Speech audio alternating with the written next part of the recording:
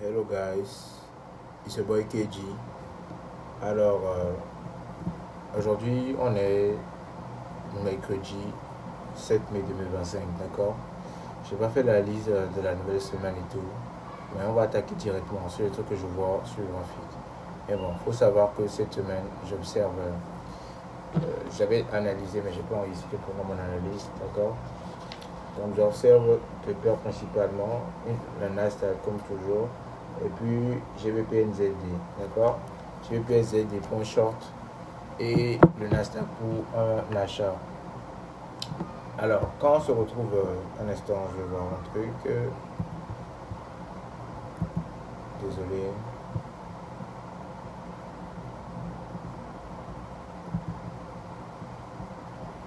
Bon, je voulais voir GBP, mais en tout cas, on y va. Alors, je voulais montrer un truc sur Nasdaq, d'accord? Là, c'est lundi. Lundi, on a ouvert,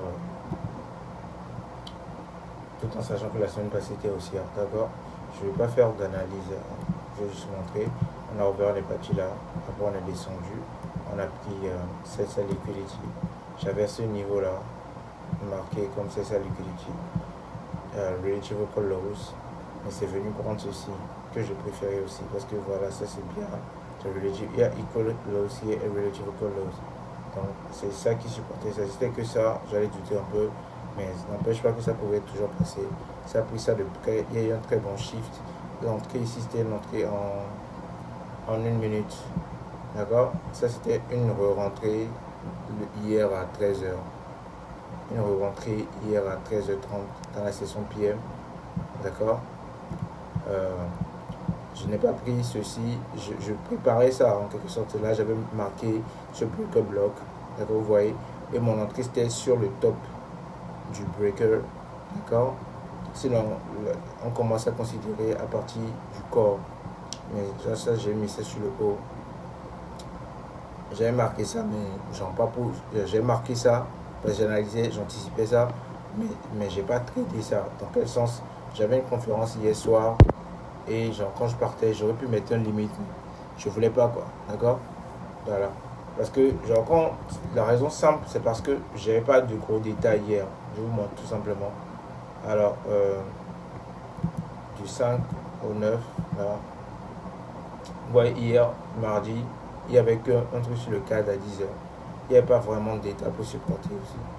Donc 9h30 où je m'attends à ce que j'ai des mouvements sauvages. Après c'est où 9h, 9:30, 9:30, voilà, 9:30, 9:30, 9:30, genre, voilà, le prix est devenu prendre, mais c'était même pas à 9:30, c'était à 10h. C'est vrai qu'on a un macro en 10h. Je sais pas si j'ai parlé des macros ici. On a un macro à 9h30, entre 9h30 et 9h40. Les macros, c'est des. Bon, si tu n'as pas de trader ICT, tu vas pas croire ce que je vais dire maintenant. Tu vas dire, il raconte quoi celui-là? Bon, voilà, c'est ton problème. Tu es entitled to your ideas and I'm entitled to my ideas. C'est-à-dire, genre, tu es attaché à ce que tu crois et moi aussi je suis attaché à ce que je crois. D'accord? Chacun garde sa vérité pour lui. Mais si tu vas apprendre comme je bosse, voilà quoi. Il faut mieux adapter ma vérité. D'accord? C'est tout mon moyen de prendre ce que j'apporte pour l'ajouter à ce que tu fais et puis ça te réussit, c'est très bien. Voilà, je t'encourage. Il y a plusieurs macros, mais je vais parler juste de deux macros. Il y a un macro à 9h30, d'accord? Sur Nasdaq spécifiquement. Un macro entre 9h30 et 9h40, les 10 minutes. Et il y a un macro entre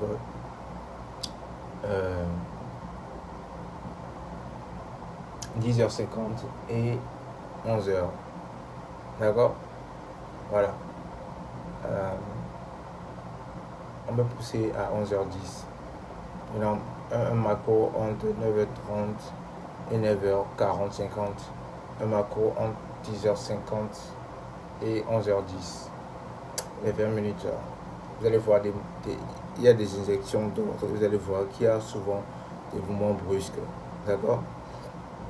Si tu attendais que ce CSA Liquidity soit pris, et je l'ai montré ça plusieurs fois à 9h30 où le prix était en rallye. D'accord? Aujourd'hui, c'est une exception. 9h30, tu attendais si c'est ça Liquidity a pris et que le prix était à un niveau. Quand 9h30 sort, tu vois, le prix se retourne, ça vient chercher ça et ça te donne la direction que tu attendais. si tu avais la bonne direction, bien sûr. Bon, bref. Le macro de 11 heures, par exemple, si on était dans un moment haussier, d'accord, et tout, et il y avait des FVG qui sont laissés en quelque sorte, tu vois, et tu n'avais pas eu d'entrée. On appelle ça silver bullet. Silver bullet, c'est un peu comme, tu vois, quand on veut tirer un flingue, on ramène le chargeur derrière pour on recharge et on tire le chargeur derrière pour que la balle passe en haut pour pouvoir tirer, c'est ça, non? Voilà. Donc c'est l'effet silver bullet. Dans quel sens? Genre quand il y a un FVG, le prix revient. Voilà, c'est un peu comme si on tirait le prix qui revenait en arrière, entré dans le FVG, d'accord, et parti à la hausse. Donc on attend des silver bullets à partir de 10 heures à peu près, d'accord. Maintenant dans le macro de 10h50 à 11h, à 10h00, tu peux attendre de trader un silver bullet, d'accord. C'est-à-dire le FVG qui est juste derrière, juste avant là où le prix se retrouve currently, genre au moment là où tu es à 10 heures là, quand tu as la bonne direction, bien sûr, le FVG, le prix quand il va se retourner et entrer dans ce FVG là, il ne va pas aller en dessous d'un autre FVG qui est en bas. Ça repart, ça vient juste là, ça balance et puis ça continue à la hausse. Silver bullet. Je sais, c'est la première fois que j'en parle, mais bon voilà. Comme j'ai dit, je ne suis pas en train de former, donc c'est pas. Surtout sur Nasdaq. D'accord. Ça marche sur Forex aussi, mais bon voilà quoi. Il y a beaucoup de dynamique. Il faut maîtriser ça. Bref. Dans le macro de 11 heures, c'est pareil quoi. Donc le FVG qui sera là, le prix va pour le bas. Maintenant, si il y avait une liquidité que tu observais déjà, le macro va te permettre de liquider ça et de partir. Donc bref. Je voulais juste vous montrer ce que j'avais comme idée aujourd'hui. Donc on a eu l'entrée de 13 heures là. Maintenant le prix qui est revenu et tout, etc. Ça a touché bien le breaker et tout, le corps et tout. Ça allait plus bas. On a eu le New Week Opening Gap qui s'est formé là et on a eu un pump. Maintenant, mon target c'est ça, c'est ce high là qui n'a toujours pas été encore pris, mais c'est normal et tout. D'accord. Sortie de position déjà, d'accord. Sortie de position déjà. Parce que initialement même je voulais pas trader, d'accord, à cause des d'état. Voilà. Donc ce que j'attendais c'est aujourd'hui. Quoi? FOMC. Parce que j'ai high impact data, d'accord. Donc aujourd'hui et jeudi, ce sont les bonnes journées de trading pour moi. Maintenant, j'ai vu PNZD, c'est ça que je voulais montrer en fait quand je cherchais à ouvrir. Je voulais voir si le GBP avait fait un truc. Mais pour pas mélanger ce que je suis en train de dire et tout là, je vais juste ouvrir le NZD et repartir, ouvrir Nasdaq et finir avec ça d'abord avant d'aller. Donc voilà, donc FOMC, on s'attend à un moment brusque, d'accord. Qu'est-ce que j'attends? Vous vous demandez, je vais acheter, d'accord. Maintenant, hier là, ici là, ouais, il était 18h. C'est la nouvelle ouverture et tout qui a fait le bump. Je vous dis que sur indice, il ferme tous les soirs à, vous voyez là, il est 16h47, disons 17h, et réouvre à 18h. Donc il y a une nouvelle session qui ouvre à l'heure là. Je sais que les sessions officielles, c'est 9h30, 8h le matin de session New York si vous voulez, mais les indices sont spécifiques. Ils ferment les soirs à 17h, d'accord, et réouvre à 18h. Heure de New York, bien sûr. Donc vous allez voir souvent qu'il y a des gaps quoi. Et c'est pourquoi le gap de la nouvelle ouverture est là. C'est pas entre 23h50 mais 23h je ne sais quoi 45 et minuit de New York. Non, c'est entre 17h et 18h de New York. Et c'est même pas 18h. Si vous voyez sur votre graphique, vous allez voir 16h45. C'est là la dernière bougie qui a été formée avant que la bougie de 18h ne vienne ouvrir. Vous voyez? Bref. Donc ça donne le New Week, New Day et Opening Gap. Alors, moi qui va acheter, j'attends quoi? Malheureusement, je vais avoir un Relative Lows qui doit être chopé. Maintenant, je me disais, dans la journée, ça va me former le Relative Lows. Mais là, on a juste le prix qui est en train de stagner. D'accord. Maintenant, j'ai des options. D'accord. On a un BC, Buy Side Imbalance, Sell Side Inefficiency. Right. Je prends en compte d'abord ceci et après je vais prendre en compte cela. D'accord. Le plus approprié, je ne sais pas encore, mais je maintiens ceci, comme d'habitude, comme je le fais souvent. D'accord. Alors, ceci, c'est avant FOMC, il est 7h24. FOMC, c'est à 14h. Donc, Euh,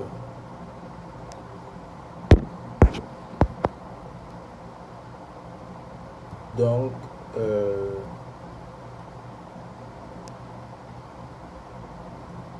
on peut dire tout simplement, que ce que j'attends, c'est quoi? 14 heures. Marquons ça. C'est important de marquer. Ça permet d'observer facilement. Donc voilà, 14 heures. Je crois que je dois avoir tout PM ici. Hein.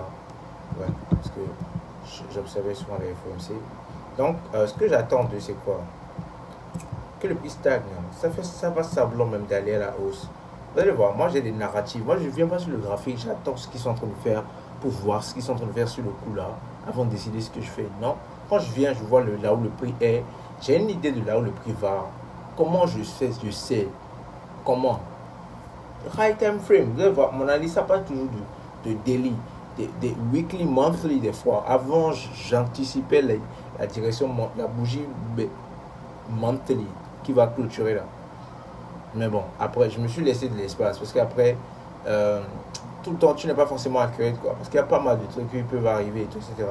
Mais n'empêche que, genre, voilà, quoi. Je peux être pretty accurate sur la bougie mensuelle, d'accord?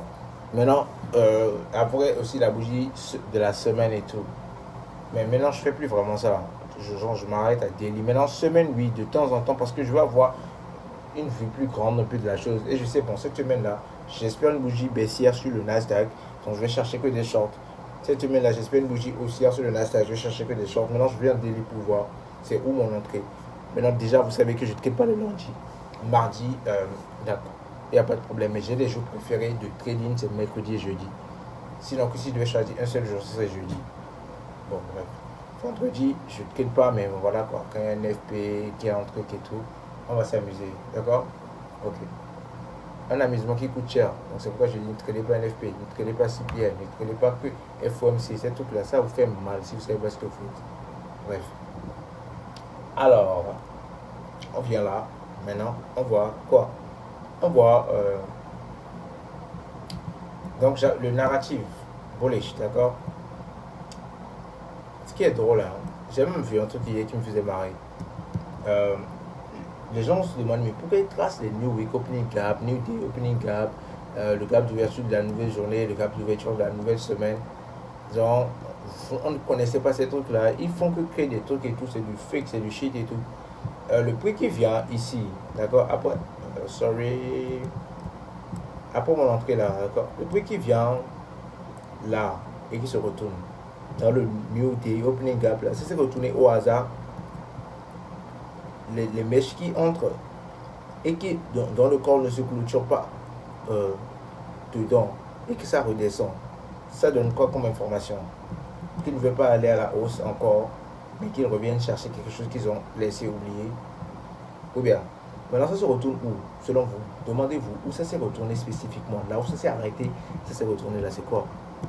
C'est conséquence encroachment du New Day Opening Gap. Quelqu'un se demande encore c'est quoi conséquence encroachment? Conséquence encroachment, c'est 50%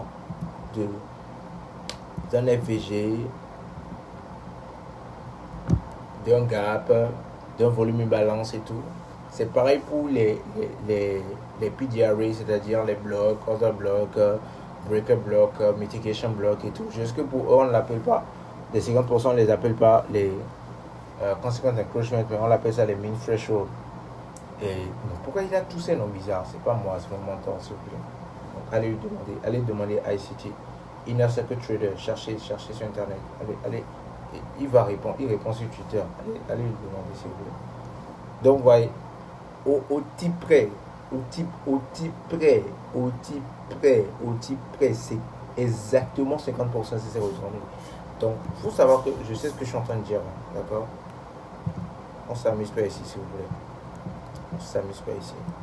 Et ça s'est retourné, c'est venu chercher le breaker block, ok? It went off, it came back again, ok? And I took off at the opening. Ça décolle et tout. Ok, right? So, aujourd'hui, on voit le prix qui a dépassé. Là, ça dépasse encore. Ça utilise le prix maintenant comme support. Et ça utilise le bas de l'eau du nez des opening gap comme support. et puis après ça perce, ça vient dedans. Vous voyez, ça joue autour du nid de opening gap. Pourquoi c'est autour du nid de opening gap? Ça fait ça. Genre, supposons que je n'avais pas marqué ça, j'avais pas marqué le nid de opening gap maintenant. Vous savez qu'on ne saurait pas autour de quel prix c'est en train de jouer. Hein? Et ça, c'est le prix de clôture. Le haut, je crois, c'est le prix de clôture de mardi. Non, de lundi 16h45, sinon 17h si vous voulez. Et l'ouverture, 18h. Donc, si on n'avait pas marqué ça, vous voyez, supposons on regarde les graphiques là maintenant, il n'y a où il n'y a rien. Hein, on ne saurait jamais que c'est autour de ce prix-là que ça joue. D'accord? Bon, bref. Moi, je peux exécuter les entrées à ce niveau-là. C'est ce que je peux faire pas. D'accord? Parce que, voilà quoi. Genre, pour rendre plus mes setups. Mais j'utilise souvent ces niveaux-là, des fois, comme des niveaux de target. Ouais, parce que je suis sûr que ça viendra toucher ça au moins. Je peux avoir un target plus haut que ça, mais quand c'est ces niveaux-là, je peux avoir peut-être, si je ne veux pas juste prendre tout mon target là, je peux prendre des partiels là. D'accord? C'est un peu comme ça que je réfléchis, c'est un peu comme ça que je pense. Maintenant, des fois, j'ai des entrées là, quand ça supporte, il y a des facteurs, quoi, d'accord? Mais ICT, sauvage, après, c'est le mentor. Je ne l'ai pas encore dépassé, mais c'est le but, d'accord? Bon, pas le but, mais bon, voilà, quoi. Plus je vais maîtriser, puis voilà, quoi. Donc, voilà un peu. Non, c'est pour dire tout simplement qu'on continue toujours à apprendre. Hein. Si quelqu'un me dit qu'il maîtrise le trading, il n'apprend plus rien, là. Ok, il n'y a pas de problème. Moi, en tant que mentor, même, je continue toujours à apprendre. Donc, je reconnais que je ne maîtrise pas encore l'usage parfait des new des opening gap et des new week opening gap. Oui, je l'avoue. Mais c'est avec le temps, même en observant les trucs personnels que je vois quand je les utilise, ça va m'affiner encore plus sur l'utilisation, à part même les trucs que j'ai appris avec ICT. Donc, qu'est-ce que j'attends sur Nasdaq, tout simplement, ce que je voulais dire. Alors, je kiffe le fait que they're tolling around, c'est-à-dire ils sont en train de créer une zone d'accumulation. Maintenant, si vous connaissez le concept d'accumulation, c'est quoi le nom maintenant? Bref, accumulation, manipulation, distribution. Ça non, catégorie ça de. Bon, ça fait partie du fonctionnement de IPTA, mais bon, je ne vais pas parler de IPTA, s'il vous plaît. Peut-être une fois, un jour en passant, d'accord? IPTA, bref, je ne vais pas en parler. Donc voilà, accumulation, manipulation, distribution, c'est les différentes phases, voilà le mot que je cherchais, dans lesquelles le marché passe, d'accord? Vous aurez des phases d'accumulation. Vous allez voir, si vous commencez à observer d'un point de vue, c'est pas juste macro, mais ça arrive tout le temps.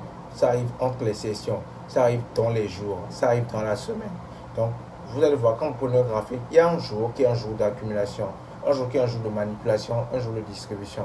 La distribution, c'est quand vous voulez entrer, parce que ça dérive, si vous êtes haussier, c'est à la distribution que ça va partir à la hausse, d'accord? Maintenant, on empêche que vous pouvez traiter les manipulations aussi. Mais les accumulations, c'est pas conseillé parce que ça fait du va-et-vient. C'est là, même quand tout un marché en accumulation pendant une bonne période sur des semaines, comme bien avant, vous allez voir que c'est à partir de la semaine passée, en vrai, que voilà quoi, j'ai shooté pour des trucs et tout, etc. Mais depuis un moment, genre voilà quoi, le prix c'était bounce.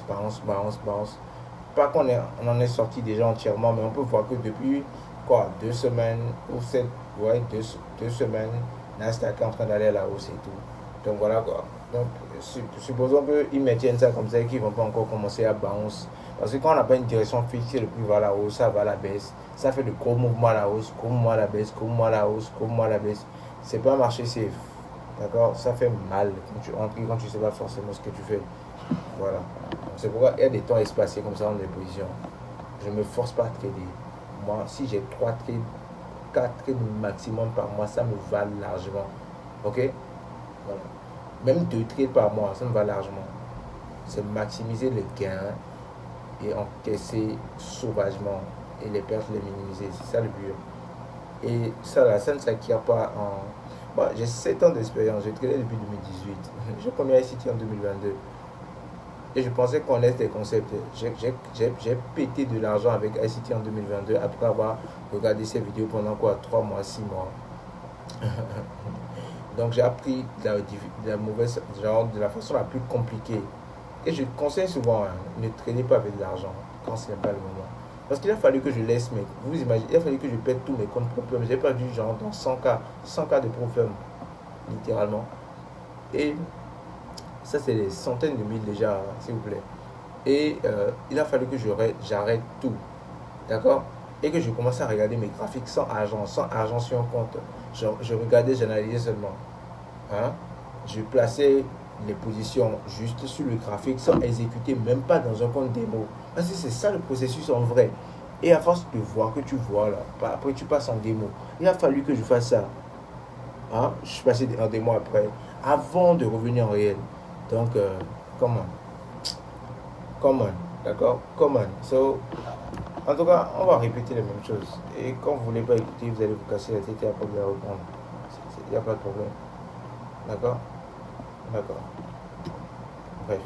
Donc, polish, donc, ils vont tourner. Je kiffe le fait qu'ils sont en train de stagner, d'accord? C'est commencé ici, après les 18h là. Exactement. En fait. Et ça a stagné là, 18h, session asiatique et tout. Si on peut le considérer comme ça. Et ça stagne toujours là. Donc, s'ils peuvent venir encore ici, quelque part en haut ici, moi ça m'arrange bien. FOMC, je m'attends à quoi? FOMC, un moment drastique qui vient chercher conséquence de clochement. D'accord? D'accord? Maximum, on étend ça jusqu'ici. Donc, on va voir ici. Maintenant, où je peux, à quel niveau je peux à mon prix de venir? Maximum. Maximum, et je ne suis pas alarmé. D'accord? Malheureusement, on a, oui, je vais dire malheureusement parce que je n'aurais pas voulu que ça vienne là. On a un new day opening gap entre hier là et aujourd'hui.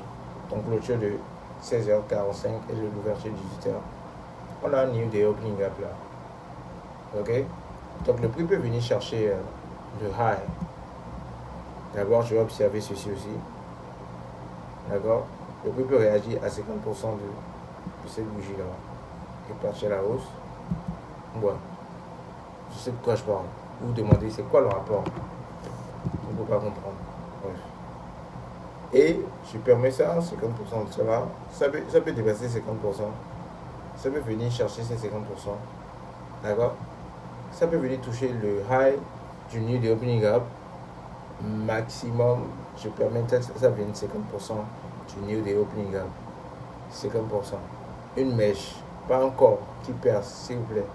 Une mèche. Une bonne mèche. Donc, ce qui veut dire qu'en fonction de ce que c'est en train de faire là, ce que c'est en train de faire là, moi, je dirais, si ça n'a pas encore touché, si ça a touché déjà les conséquences d'encroachment là, je vais chercher un achat direct à 14h. J'achète directement à 14h. Genre, je trade FOMC exactement comme je trade NFP CPI. Je ne veux pas que ça vienne à niveau. Il y a une seconde partie, en fait. Il y a deux trucs que vous pouvez faire. Si vous voulez trader le relâchement de la news, là, donc vous devez déjà avoir la direction et exécuter quelques secondes avant que les détails ne prennent. Parce que d'abord, même à partir de, je crois, 60 secondes, là, ils augmentent les spreads déjà pour les news. Quand vous êtes en réel, ça dépend du broker que vous avez. D'accord? Ils augmentent les spreads. Maintenant, le bon truc, ce serait de mettre. Il y a même certains qui augmentent les spreads 5 minutes, 15 minutes avant. Bon, bref, ça c'est une autre discussion pour après. Avant, il ne voulait pas permettre de l'essayer. Bon, bref, quoi. Ça m'est barré, mais bref. Et voilà. Et donc, la deuxième partie de comment vous pouvez trader, je pense 15 minutes après la data, les spreads se remettent en position et tout normalement. Maintenant, ce que je voulais faire, soit vous tradez le relâchement de la data et là vous devez avoir raison sur la position. Et en vrai, vous pouvez calculer le SL, mais vous ne pouvez pas placer ça parce que ça peut vous faire du mal et bouger dans la direction, même si vous avez raison. C'est pourquoi on dit ne tradez pas ça, s'il vous plaît. À moins que vous savez exactement ce que vous faisiez. Mais il faut de l'expérience encore. Et je ne parle pas de 2 ans, 3 ans. Alors, moi, c'est à cause de la SCT. Je suis un très bon étudiant de la SCT. Heureusement. Donc voilà, mais toujours là, je ne le conseille pas parce que même moi, je me suis pris des claques. Mais j'ai tradé des CPI, j'ai même des captures que je vais vous balancer ici. J'ai tradé des CPI, des NFP sauvages, je blague même pas. Moi, je blague pas. Mais c'est comme ça que les fois aussi où je me suis fait niquer là, désolé pour le mot, je me suis fait liquider. Personne n'en a entendu parler. Je reste dans mon compte tranquille. avec un petit $200 qui est cramé, $300 bien fumé, d'accord. Mais ce qui passait, ça allait faire fois 10 et tout. Bon, bref, quoi. Voilà, du coup, le deuxième truc que vous faites, vous attendez, d'accord, que ça fasse ce que ça veut faire. Et ça vous donne. Ça dépend des contextes. Si on va parler de ça maintenant, on va aller encore en détail. Des fois, on va aller trop en détail. Maintenant, il y a un poste d'état. Donc, il y a une position que vous voulez prendre. Vous ne tradez pas le relâchement du d'état, mais vous tradez après relâchement. Parce qu'après relâchement, il y a des possibilités d'entrer maintenant, quoi. Parce que là, il y a une volatilité, mais plus que qui peut cramer votre compte, quoi. D'accord? Et moi, je conseille toujours un truc. Ne prenez jamais vos comptes personnels pour trader rien, pas de news. Ce serait être stupide. Parce que vous ne pouvez pas contrôler. Alors que si je recharge $100, $200 sur un compte maintenant, en fonction de la prospérité de chacun. Il y a quelqu'un maintenant, il peut se permettre de cramer $1000. Il ne sent pas. Il ne sent pas ça parce que peut-être son capital personnel c'est 1 million. Qui sait? Voilà. Donc, comme il va dire, au lieu de prendre $1000 pour m'acheter, je sais pas quoi, un Gucci bag, mais une montre basique et tout là. Bon, moi je suis pas encore à ce niveau-là, hein, s'il vous plaît. Ne pensez pas que c'est mon cas. Je n'ai jamais dit ça ici, s'il vous plaît. Et acheter, je sais pas. Bon, il n'y a pas de Gucci bag à $1000. Hein. Le Gucci bag, c'est minimum dans les 6000.